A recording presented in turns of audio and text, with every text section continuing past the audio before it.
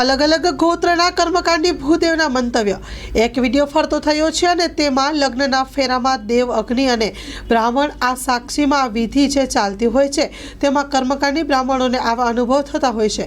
ત્યારે ખરેખર આપણી સનાતન ધર્મ અને સંસ્કૃતિ પરંપરા મુજબ આપણે ત્યાં જન્મથી માંડી અને જે આપણા 16 સંસ્કારો છે તેમાં આપણે ભૂદેવની સલાહ, સૂચન અને આશીર્વાદ પણ લેતા હોઈએ છીએ। આટલા પવિત્ર લગ્નની વિધિ હોય અને તેમાં ખરેખર આવું ન થવું જોઈએ।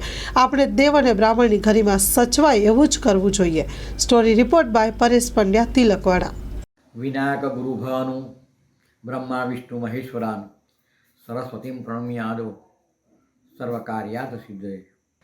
આજે એક બે દિવસમાં મારે એક વિડીયો જોવા મળ્યો। વિડીયોને જોયા તો મને ઘણું દુઃખ થયું। 16 સંસ્કારમાંનો એક સંસ્કાર લગ્ન સંસ્કાર। તમને કહું, દંપતીને 7 જન્મ સુધીના કે ગઠબંધનનો આ એક મોટો અવસર। આધ્યાત્મિક દ્રષ્ટિએ જોઈએ, કૌટુંબિક દ્રષ્ટિએ જોઈએ, સંસારિક દ્રષ્ટિએ જોઈએ, ઘણી જણો અગત્ય।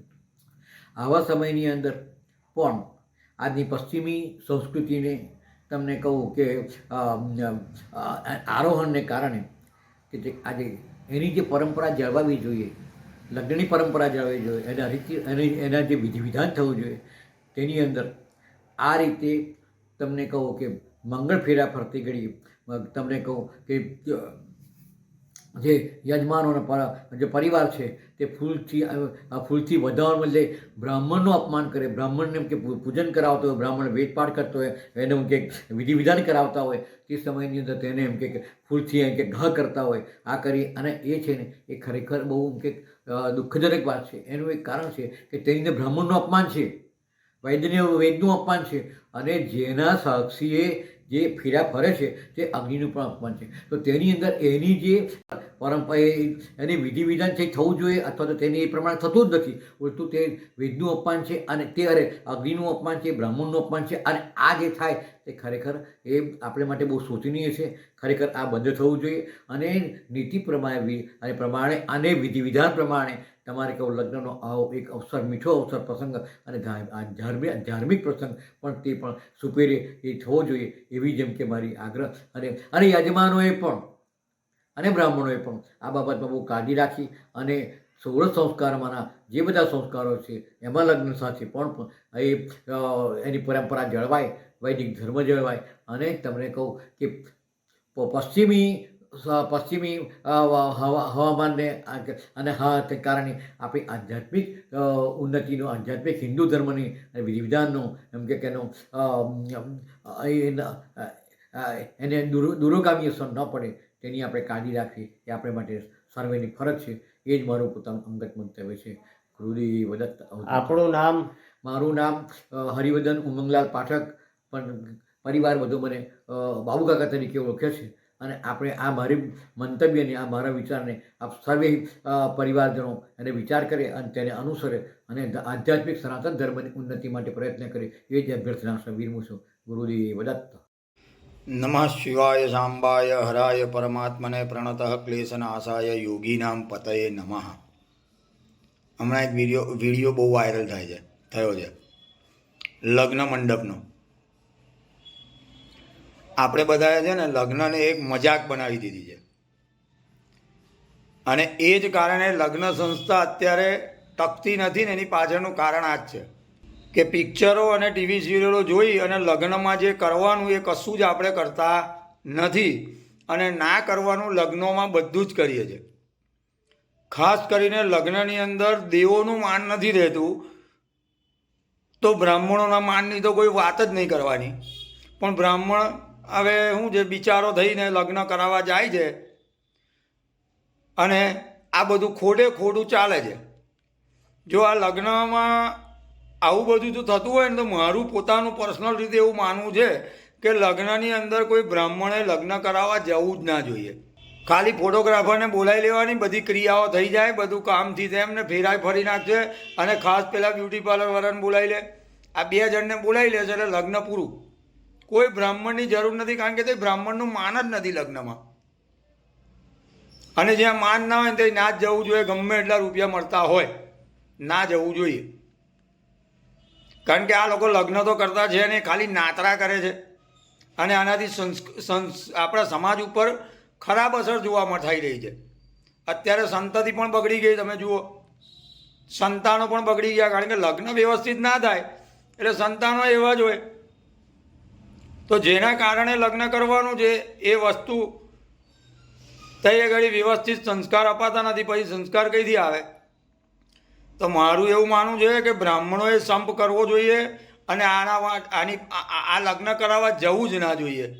અને ત્યાં સુધી આ બધું બંધ થાય નહીં. અને જાઓ તો એ રીતના શરતી કે ભાઈ આવી બધી કોઈ ધમાલ જોઈએ નહીં, અને ધમાલ થઈ તે વખતે બ્રાહ્મણે મોહરામથી નીચે ઉતરી જવાનું, બીજું કંઈ કરવાનું નહીં, અને ઘેર જતું રહેવાનું શાંતિથી. તમે તમારે જે કરવું એ કરો ભાઈ. આ જરૂરી છે અને કરવું. જો સમાજ બચાવવો હશે તો આ કરવું પડશે, નહીં તો પછી બધું ચાલે જ છે એમ ચાલ્યા કરવાનું. જય માતાજી, જય મહાદેવ. ગરડેશ્વર દત્ત મંદિરથી પંડિત રાહુલ મહારાજ. આજ રોજ જે વિડીયો જોયો એને જોઈને ખૂબ દુઃખ થાય છે કે જ્યારે ભારતીય સંસ્કૃતિની અંદર એક સંસ્કારની અંદર જ્યારે બે દંપતી દેવ બ્રાહ્મણ અગ્નિ સામે ફેરાઈ લઈ રહ્યા છે અને આશીર્વાદ લઈ રહ્યા હોય ત્યારે બ્રાહ્મણનું જે અપમાન થાય છે એ બહુ દુઃખની વાત છે.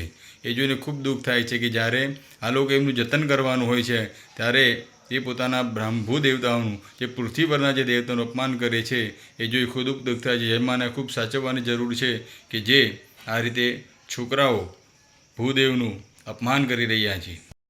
આજે ભાઈ શ્રી પરેશભાઈએ એક વિડીયો મોકલેલો અને તે મેં જોયો. મને જોઈ અને આશ્ચર્ય પણ થયું કે આવું પવિત્ર વાતાવરણ હોય, પવિત્ર માહોલમાં ભગવાનના શ્લોકો બોલાતા હોય, વરકન્યા માટે ઉપાધિ અપાતી હોય કે વિષ્ણુ રૂપા વર છે, લક્ષ્મી રૂપા કન્યા છે, એવા સંજોગોમાં બ્રાહ્મણની હાજરીમાં આપણી વૈદિક સંસ્કૃતિ મુજબ વિધિ થતી હોય, બોલાતું હોય કર કંકણ કેશ જટા મુકુટમ મન માણિક મોજ ધરે ધરેણમ, એવી ઉપમાઓ અપાતી હોય અને સપ્તપદીના સાત શપથો સાથે પતિ પત્નીનું પવિત્ર બંધનમાં બંધાતા હોય. એવા સંજોગોમાં યુવાનો આપણી પાશ્ચાત્ય સંસ્કૃતિનું અનુકરણ કરે અને ભારતીય સંસ્કૃતિને છેદન કરે એ બિલકુલ જ ખરાબ છે. અને એમાં આચાર્ય પદે બેઠેલો વ્યક્તિ એ તમારા માટે એ વખતે આચાર્ય જ પૂજનીય છે. અગ્નિ સહ બ્રાહ્મણની પણ એક સાક્ષી તમારા લગ્ન ગ્રંથિમાં હોય છે. એવા સંજોગોમાં આ આચરણ, આજે મેં વિડીયો જોયો, આચરણ જોઈને ઘણું દુઃખ થયું કે શું ભારતીય સંસ્કૃતિનું આ તરે અધપતન થવા તરફ તો નથી જઈ રહ્યું. બસ લાંબુ કાંઈ કહેવું નથી, પણ માત્ર આજની પેઢી આ ભારતીય સંસ્કૃતિ અને ભારતીય દર્શનને સમજે, શું આપણી ફિલોસોફી છે, શું આપણું દર્શન છે એને સમજે, એટલી આજે અભ્યર્થના છે આ યુવા વર્ગ પાસે. વરના આપણી ધીમે ધીમે અંત તરફ જઈ રહેલી આ સંસ્કૃતિ ક્યાં જઈને પહોંચશે એ તો ઈશ્વર માલિક છે.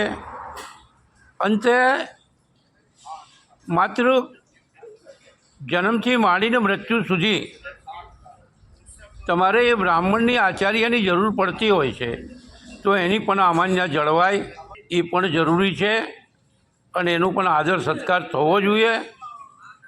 બાકી ડીજે વગાડો, બીજા બધા આનંદ પ્રમોદ કરો, એની સામે કોઈને ક્યાંય વાંધો નથી, પણ લગ્નની વિધિને બહુ શાંતિપૂર્ણ રીતે પતવા દો એવી અભ્યર્થના છે આપ લોકો સાથે. લોન પર ફોન 15 વર્ષ જૂનું ગુરુ મોબાઈલ એન્ડ ઇલેક્ટ્રોનિક્સ. દરેક કંપનીના જૂના અને નવા મોબાઈલ લોન ઉપર મળશે અને ઇલેક્ટ્રોનિક્સ આઇટમો ફ્રીજ, ટીવી, વોશિંગ મશીન.